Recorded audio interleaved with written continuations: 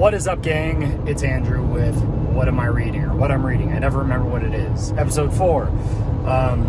This is about habits and systems. Not necessarily, hey, here are the kinds of habits and systems that you should follow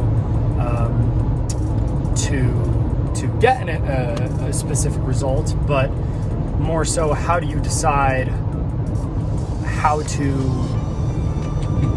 what your habits or systems are lacking. The two books that I read, if you guys want to check it out, one is called Work the System, the other one is called The Checklist Manifesto. So everybody knows about checklists, or to-do lists, and they understand that they work. What the Checklist Manifesto went through specifically was, oh look, surgeons use these, pilots use these, tons of different examples. And what Work the System went through was specific systems that this guy implemented in the company that he owned to make it so that anybody could walk in off the street and basically be an optimal employee. But one thing that I noticed neither of these books really went through is, how do you decide what goes into your system? How do you decide what goes into your checklist? And that all begins with auditing yourself, auditing your habits, auditing the things that you are doing consistently, and if they are having a positive gain for you or not. So this is something that I do with every single client. The analogy that I use for everybody is, if you want to get from somewhere to New York, first you need to make sure you have your location where you are, and then you need the directions. So this is more or less the finding out where you are, okay? So to make this work, we'll just go with nutrition because that's a really simple one. You have to actually look at, what are you consistently doing with your diet? So what I have people do is I'll have them track 7 days of nutrition.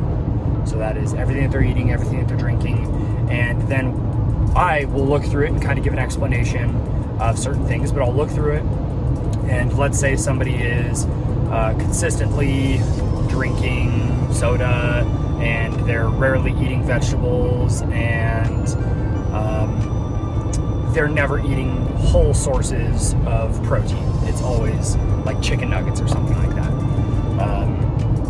What I'll do is I'll look at those 3 habits, and I'll normally talk with them a little bit about it and decide which one is going to be the easiest for them to do and which ones are going to have the biggest return. If something is like, I can't very well just be like, hey, we need to change all 3 of those things. Yes, it would work, but it's not necessarily feasible. So it's about creating a system where they're able to slowly add these new things in. And this is what you can do as well, is look over everything, decide what is it that you can slowly introduce or take away that isn't going to feel like this huge disruption in your life, but is going to create a big return, depending on this person. If it's someone who's drinking a ton of soda or never eating vegetables, if their goal is to see a drastic change in their weight loss,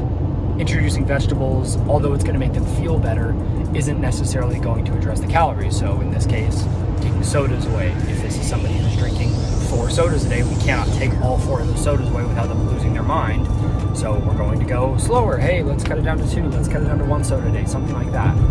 You have to be forgiving to yourself when you're creating a system like this, because it is a change, and it's something that you need to be able to continue it long term.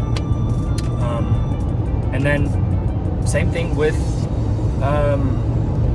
your daily routine.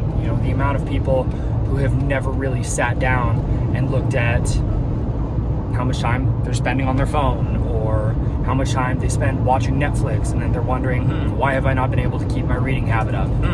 Why have I not been able to go to the gym? Looking at these things in a sense of what is taking the most time and giving the lowest return, and creating a system around that to allow you to get out of these habits, implement better ones, and the ones that are going to give you the biggest yield with the lowest amount of resistance. So kind of went into a little bit of a ramble, but work the system was okay. Checklist Manifesto I really liked. I actually got through that book in like 4 days. It was really, really good. But yeah, I guess that's that, guys. If you have any questions about this or anything else, hit me with a DM. Let me know how this works for you. Share it to somebody who has the shittiest habits you could physically imagine. Later.